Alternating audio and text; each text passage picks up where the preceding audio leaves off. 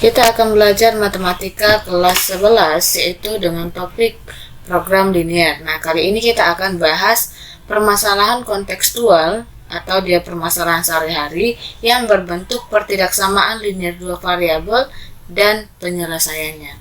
Nah, di sini untuk menyelesaikan permasalahan kontekstual ada langkah-langkah yang harus kita tempuh untuk mengubah persoalan sehari-hari ke dalam bentuk masalah program linear. Jadi ke dalam bentuk model matematikanya. Nah, yang pertama kita harus menetapkan objek-objek yang akan dituju dengan pemisahan variabel X dan Y. Dan yang kedua itu menuliskan ketentuan-ketentuan yang ada dalam sebuah tabel. Dan yang selanjutnya itu adalah menuliskan model matematikanya. Dan yang terakhir di sini selesaikan model matematika itu dengan menggunakan metode uji titik pojok untuk memperoleh nilai optimum, yaitu minimum dan maksimum dari fungsi objektif. Nah, untuk yang contoh pertama kita akan bahas bagaimana merancang model matematika. Nah, di sini pemilik perusahaan swasta mempunyai 3 jenis bahan mentah. Misalkan bahan mentah 1, 2, dan 3, masing-masing tersedia 100 satuan. Kemudian 160 satuan, bahan mentah 3, 280 satuan. Dari ketiga bahan mentah itu akan dibuat 2 macam barang produksi, yaitu barang A, barang B. Nah, di sini disebut keterangannya untuk barang A masing-masing bahan mentah 1, 2, 3 itu masing-masing dia sebesar ini dia. Kemudian untuk barang B memerlukan bahan mentah 1, 2, 3 itu masing-masing sebesar ini dia. Nah, kemudian harga dari barang A itu akan dijual 8.000 untuk barang A dan 6.000 untuk barang B. Nah, di sini untuk menentukan model matematikanya agar mempermudah kita harus membuat dia ke dalam tabel. Nah, ada beberapa yang harus kita buat keterangannya di sini. Yang pertama itu adalah unsur. Ya, unsurnya atau dia berupa bahan-bahan. Yang kedua di sini adalah sebagai objek. Objek atau dia merupakan barang produksi. Barang produksi itu berarti barang yang akan dihitung nantinya untuk fungsi tujuannya. Kemudian yang terakhir di sini itu adalah sebagai batasannya. Batasan atau dia persediaan. Oke, nah untuk yang pertama, unsur atau bahan. Ya, sebelum kita masuk ke unsur atau bahan, kita harus menentukan objek atau barang produksi. Nah, objek atau barang produksi ini itu berarti nanti yang akan kita cari fungsi tujuannya yang merupakan variabel X dan Y-nya. Nah, di sini ada 4 ya. Bahan mentah 1, 2, 3, kemudian barang A, barang B, ada 5 ya. Nah, di sini menurut kalian manalah yang akan dihitung yang menjadi fungsi tujuannya? Fungsi tujuannya itu berarti yang akan kita hitung nanti nilai maksimum atau nilai minimumnya. Nah, di sini kata-katanya di sini sudah jelas. Jika barang A dijual masing-masing laku Rp8.000 dan barang B di sini Rp6.000 per satuan ya. Berarti di sini sudah jelas yang akan dihitung maksimum atau nilai optimumnya itu adalah pada harganya, yaitu pada harga setiap barang A dan B. Ya, bukan mencari nilai optimum dari bahan mentah, tapi dari barangnya ini. Jadi di sini objek atau barang produksi yang akan kita tentukan itu adalah barang A. Ya, barang A, dan di sini barang B. Nah, barang A itu sebagai variabel X kita buat. Kemudian barang A variabel X, barang B itu variabel Y. Nah, di sini yang unsur atau bahan itu adalah yang membentuk si barang A dan si barang B, yaitu apa? Bahan mentah 1, bahan mentah 1, bahan mentah 2, dan bahan mentah 3. Oke, nah di sini bahan mentah 1 itu membentuk barang A itu sebesar berapa? Di sini 2 satuan. berarti di sini 2. Barang mentah B, untuk barang B membutuhkan bahan mentah 1 sebesar berapa? 2 satuan juga. Oke. Nah, di sini kemudian untuk bahan mentah 2 pada barang A itu dia membutuhkan 2 satuan. Bahan mentah yang ini untuk barang B membutuhkan dia 4 satuan. Ini dia ya. Kemudian yang bahan mentah 3 itu dibutuhkan pada barang A sebesar 6 satuan. Kemudian yang untuk barang B itu dibutuhkan 4 satuan. Nah, di sini batasan atau persediaan itu adalah batasan dari unsur atau bahannya. Jadi bahan mentah 1 ini itu memiliki batasan atau persediaan dia yang ini. Karena pemilik perusahaan mempunyai 3 jenis bahan mentah, misalkan bahan mentah 1, 2, dan 3 masing-masing hanya tersedia 100 satuan. Jadi batasannya itu adalah 100. Yang ini untuk bahan mentah 2 160 satuan, yang ini adalah 280 satuan. Oke. Nah, di sini yang ini, angka yang ini kita jadikan sebagai apa? Sebagai fungsi tujuannya, yaitu siapa? Si fx, y sama dengan harganya.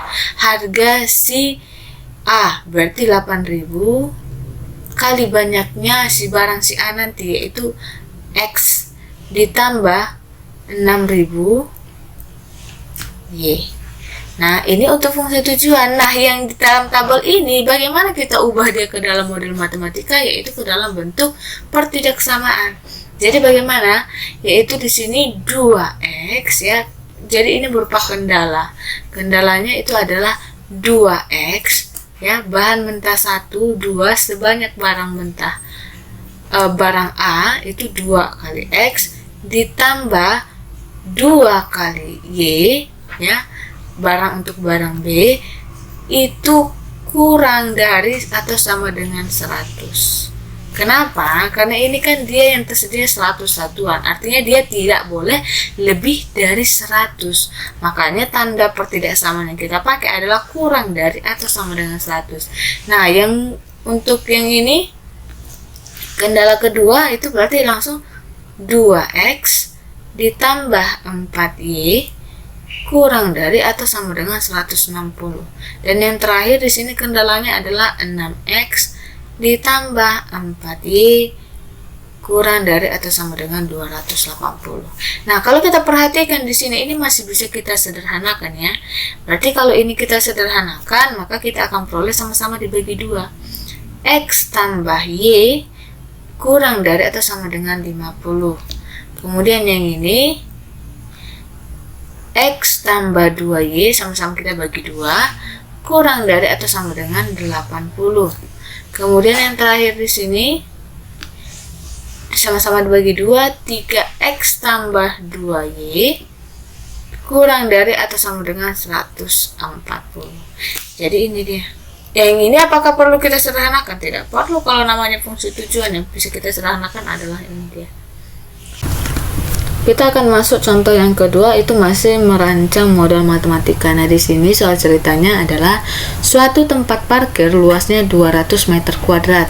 Untuk memarkir sebuah mobil rata-rata diperlukan tempat seluas 10 meter kuadrat dan untuk bus itu 20 meter kuadrat.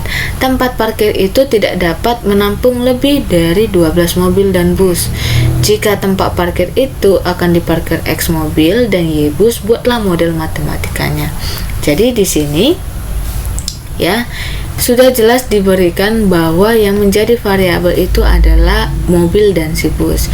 Jadi si mobil itu dia dengan variabel X dan si bus itu dengan variabel Y. Nah, yang pertama kita buat dulu dalam tabel. Kita tentukan apa yang menjadi unsurnya, kemudian apa yang menjadi objeknya, yaitu yang akan menjadi variabel. Kemudian di sini apa yang batasan-batasan yang diberikan. Nah, kemudian di sini ya objeknya sudah jelas mobil ya sebagai variabel X. dan bus sebagai variabel Y. Nah, unsurnya apa? Unsurnya itu berarti kita perhatikan ciri-ciri yang merupakan unsur itu yang memiliki batasan nantinya. Nah, apa sih yang memiliki batasan? Kita baca dulu, kembali lagi ke soal cerita. Di sini parkir luasnya 200 meter kuadrat. Nah, inilah yang menjadi batasannya. Ya, karena di sini untuk lahan itu terbatas, dia memiliki 200 meter kuadrat. Kemudian apalagi yang memiliki batasan di sini adalah ini, daya tampung dari si tempat parkir itu. Jadi di sini yang pertama yang 200 meter itu adalah lahannya, lahan parkir, dan yang kedua di sini adalah daya tampung. Daya tampung ya. Nah, lahannya di sini batasannya adalah 200 meter. Untuk mobil dia tadi batasannya di sini adalah lahan dibutuhkan 10. Untuk bus itu adalah 20. Nah, daya tampung itu tadi di sini 12, memiliki 12. Berarti di sini untuk satu mobil dengan satu bus dia memiliki batasan, pokoknya dia itu adalah 12 ya. Berarti di sini selanjutnya kita tentukan model matematikanya. Nah, model matematikanya kita langsung buat aja dari sini ya. Berarti ini sama dengan 10x ditambah 20y, batasannya adalah 200. Berarti tidak boleh lebih dari 200. Maka ini tanda pertidaksamanya adalah kurang dari atau sama dengan 200. Kemudian yang ini adalah 1x, berarti x aja kita buat, 1y tambah y, kurang dari atau sama dengan 12. Atau dengan kata lain, kalau kita jumlahkan banyaknya si mobil dengan banyaknya si bus, itu harus kurang dari atau sama dengan 12. Jadi dia seperti ini. Nah, bagaimana dengan yang lainnya? Untuk x itu harus lebih dari atau sama dengan 0 ya. Kemudian y-nya juga harus lebih dari atau sama dengan 0, karena unsur yang mau dinilai di sini nggak mungkin negatif karena berkaitan mengenai banyak. Oke, nah selanjutnya inilah yang menjadi model matematikanya ini. Oke. Nah, di sini untuk selanjutnya kita akan menyelesaikan permasalahan. Kalau tadi kita masih merancang, belajar merancang, kali ini kita akan menyelesaikan permasalahan kontekstual. Menyelesaikan permasalahan kontekstual itu berarti kita mencari nilai maksimum atau nilai minimum dari fungsi tujuannya. Nah, di sini kita perhatikan contoh yang ketiga. Seorang penjahit pakaian mempunyai persediaan 16 meter kain sutra. Nah, di sini sudah jelas kalau ada kata-kata persediaan berarti itu adalah unsurnya nanti ya. 16 meter kain sutra, 11 meter kain wol, dan 12 meter kain katun yang akan dibuat dua model pakaian dengan ketentuan model A dan model B. Nah, berarti yang model A dan model B ini itulah yang menjadi objeknya nanti ya. Yang dibutuhkan untuk model A membutuhkan ini dia, sutra, wol, katunnya. Untuk model B ini dia ya. Nah, keuntungan pakaian model A itu adalah 300.000. Kemudian keuntungan pakaian model B itu adalah 500.000 per unit. Tentukanlah banyak pakaian masing-masing yang harus dibuat untuk memperoleh keuntungan maksimum. Berarti kalau maksimum berarti kita nanti mencari nilai maksimumnya. Oke, kita buat dulu ke dalam tabel ya, apa yang menjadi unsur, apa yang menjadi objek, dan apa yang memiliki batasan. Oke, nah yang objeknya itu berarti dia situ model A, pakaian model A. Terus pakaian model B ya. Di sini ada 3 yang dibutuhkan, yaitu unsurnya kain sutra, kemudian ini wol, dan yang terakhir ini adalah katun ya. Kita butuh satu lagi tabelnya di sini ya, kurang kita tambahi. Di sini yang terakhir adalah katun. Oke, untuk sutra ya, dia dibutuhkan pada model A sebanyak 2 meter. Untuk model B dia 1 meter. Kemudian untuk wall ini dibutuhkan untuk model A1 ini 2 meter.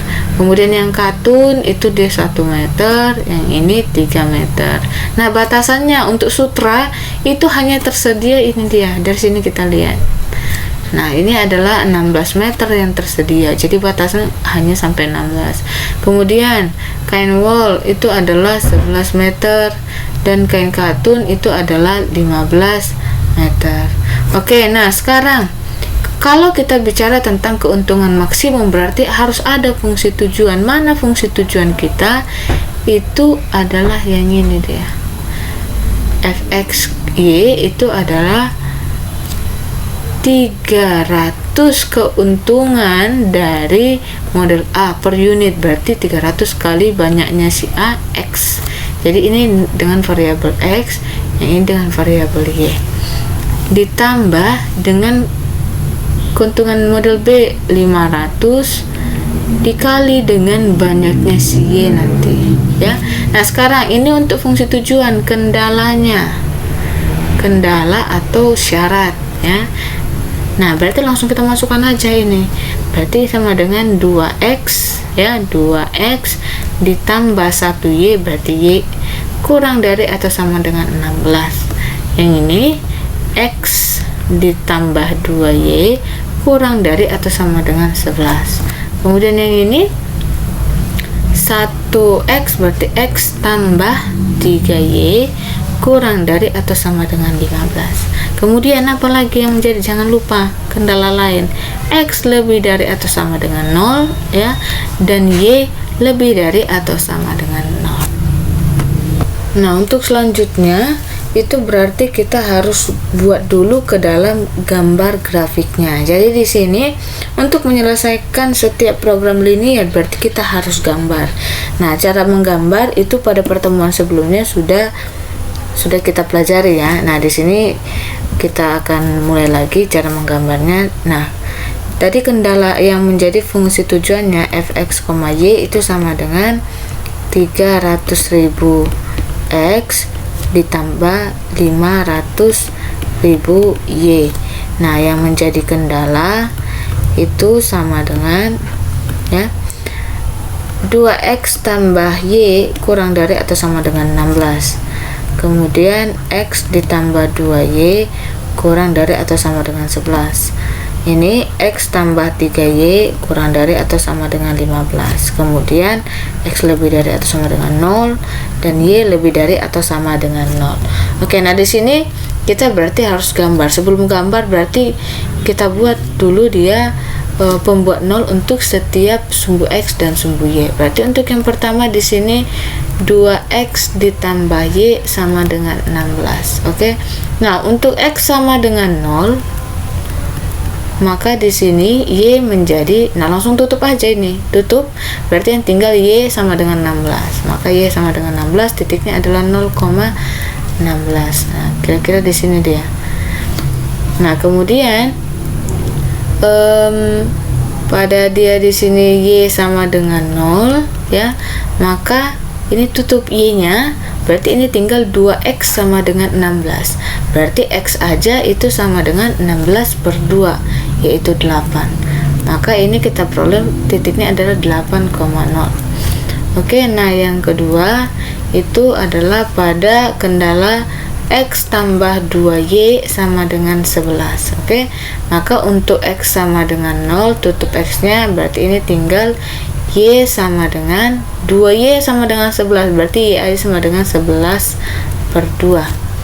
Oke, untuk y sama dengan 0, ini menjadi 0, maka x-nya adalah 11. Berarti ini koordinatnya 0,11 per 2. Yang ini 11,0. Nah, yang ketiga itu adalah x tambah 3y sama dengan 15. Berarti untuk x sama dengan 0, maka kita peroleh y sama dengan 15 per 3, yaitu 5. Dan untuk y sama dengan 0, maka dia ini menjadi x sama dengan, ini 0, berarti x sama dengan 15. Ini koordinatnya 0,5, yang ini koordinatnya 15,0. Oke, nah selanjutnya kita gambar dia ke dalam koordinat. Nah tadi 0,16 ya pada titik yang ini, kemudian ini 0,8. Berarti ini garis yang pertama. Kita buat aja ini garis 1, ini garis 2, ini garis 3. Oke, ini sebagai garis 1. Yang ini 0,11,5 ya, 11/2 atau 5,5 ini ya, 5,5. Maka itu kira-kira di sini ya. Oke, di sini. Kemudian 11,0 dia itu terletak di sini. Maka ini sebagai garis 2. Oke. Nah, ini tadi dia 0,16. Yang ini dia tadi adalah 8,0. Ini dia 0, ya, 11,0 ya, 11,0. Yang ini itu 0,11/2. Yang ini berarti ini yang ketiga, yaitu 0,5, 0,5, dan yang ininya itu adalah 15,0. Ini adalah garis yang ketiga. Oke, nah sekarang kita tentukan dulu yang mana daerah himpunan penyelesaian. Yang merupakan daerah himpunan penyelesaian kita pakai daerah bersih ya. Berarti yang kita arsir itu adalah yang bukan himpunan penyelesaiannya. Nah, di sini berarti kita peroleh dia untuk garis 1, Y-nya positif. Tanda pertidaksamaannya negatif, berarti positif kali negatif adalah negatif. Maka yang merupakan himpunan penyelesaian adalah yang di bawah dari si kurva ini. Ini dia kurva, ini garisnya di bawah. Berarti yang kita arsir adalah yang sebaliknya, yang atas. Ini dia yang kita arsir. Nah, untuk garis yang kedua, dia di sini Y-nya positif ya, dikali dengan tanda pertidaksamanya negatif. Dia hasilnya negatif juga, itu berarti di bawah dari garis. Berarti yang kita arsir adalah yang sebaliknya, yang atas.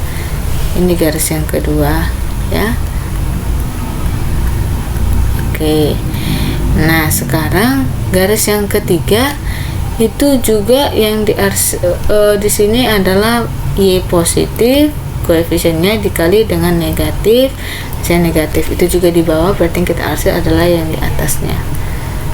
Nah, sepertinya sudah mulai tampak di sini yang mana merupakan daerah himpunan penyelesaiannya ya. Nah, di sini kemudian X lebih dari 0. Berarti kalau X lebih dari 0, berarti dia yang daerah himpunan penyelesaiannya adalah yang ini, yang daerah positif X-nya. Berarti yang kita arsir adalah yang sebaliknya, yang merupakan daerah negatifnya. Nah, ini dia. Ini juga kena arsir ya kalau kita perpanjang arsirannya. Kemudian yang ini, yang Y lebih dari 0, itu juga adalah daerah yang di atas sumbu X. Berarti yang kita arsir adalah yang ini. Oke, nah di sini sudah tampak bahwa inilah yang merupakan daerah himpunan penyelesaiannya.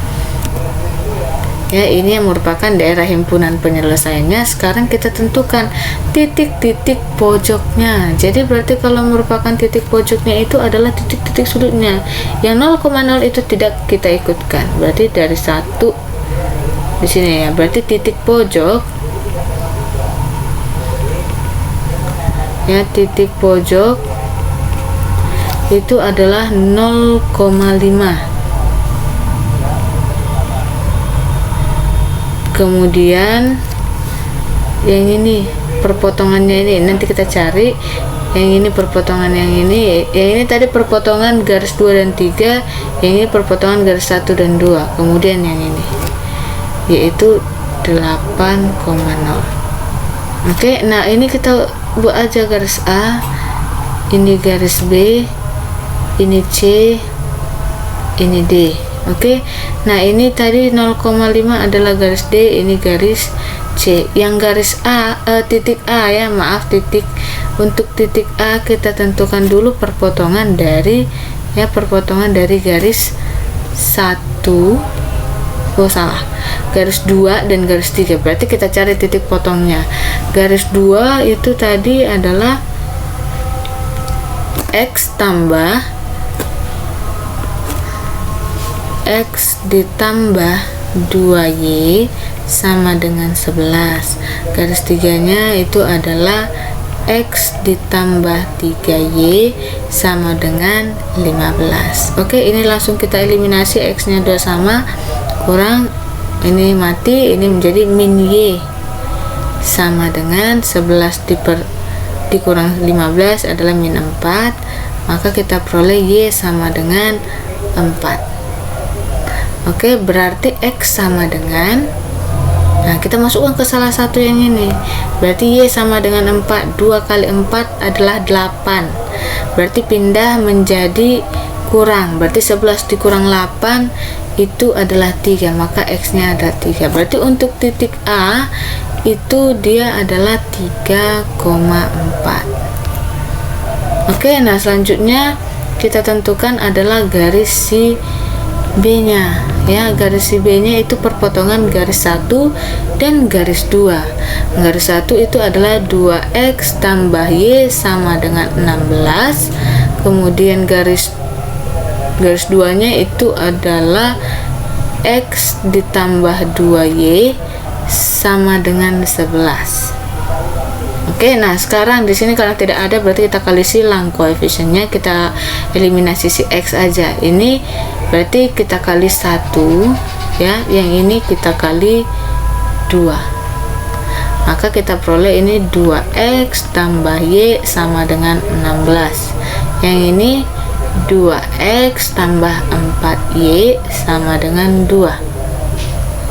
Ini menjadi min 3Y, yang ini menjadi 16 dikurang 22 adalah min 6. Maka Y sama dengan min 6 per 3, 2. Maka nilai X nya kita substitusikan ke salah satu di sini ya. X ditambah 2, ini kita substitusikan Y nya, berarti 2 kali 2 sama dengan 11. X kita peroleh adalah 11 dikurang 4, yaitu 7. Maka koordinat si B itu adalah X, Y 7,2. Oke, kita sudah peroleh titik pojoknya ini masing-masing. Berarti sekarang kita uji untuk fungsi tujuannya. Nah, di sini ada 4 yang akan kita uji. Yang untuk 0,5 kita uji titik pojoknya, itu berarti fx, y sama dengan x nya berarti 300.000 dikali 0 ditambah 500.000 dikali y nya 5. Maka ini kita peroleh ini 0 tambah 500.000 kali 5 adalah 2.500.000. Oke, nah untuk yang 8,0 kita peroleh dia fx, y itu sama dengan 300.000 dikali 8 ditambah 500.000 dikali 0. Maka ini kita peroleh adalah 2.400.000. Nah, untuk yang 3.3,4 itu adalah fx, y itu sama dengan 300.000 dikali 3 ditambah 500.000 dikali 4. Maka ini kita peroleh 300.000 kali 3 900. 500.000 dikali 4 2 juta, berarti 900.000 tambah 2 juta adalah 2.900.000. Nah, kemudian titik yang terakhir 7,2 itu adalah fx, y nya sama dengan 300.000 dikali 7 ditambah 500.000 dikali 2. Maka ini kita peroleh 300.000 kali 7 adalah 2.100.000 ditambah 500.000 kali 2 adalah 1 juta, maka ini adalah 3.100.000. Oke. Nah, berarti di sini yang merupakan maksimumnya adalah ini.